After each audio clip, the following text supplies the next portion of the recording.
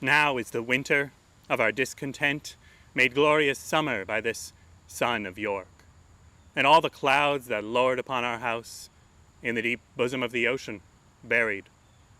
Now are our brows bound with victorious wreaths, our bruised arms hung up for monuments, our stern alarums changed to merry meetings, our dreadful marches to delightful measures.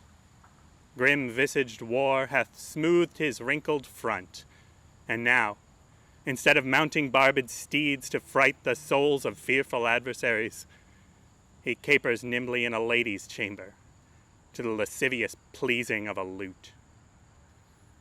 But I, that am not shaped for sportive tricks, nor made to court an amorous looking-glass, I, that am rudely stamped, and want love's majesty to strut before a wanton ambling nymph, I, that am curtailed of this fair proportion, cheated of feature by dissembling nature, deformed, unfinished, sent before my time into this breathing world, scarce half made up, and that so lamely and unfashionable, the dogs bark at me as I halt by them.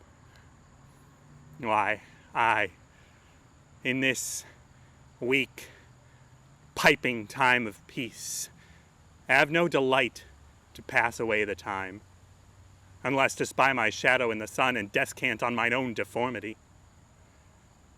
Therefore, since I cannot prove a lover to entertain these fair, well-spoken days, I am determined to prove a villain, and hate the idle pleasures of these days.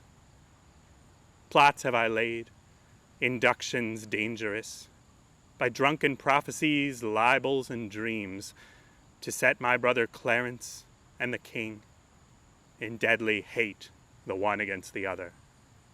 And if King Edward be as true and just as I am subtle, false, and treacherous, this day should Clarence closely be mewed up about a prophecy which says that G of Edward's heirs the murderer shall be.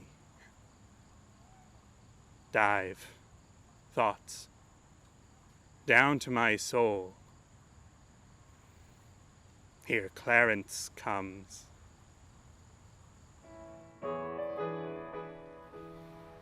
Hi everyone, thanks for watching Graveyard Poetry. If you've enjoyed this video, please like and subscribe. And join us next week for another classic poem. See you then.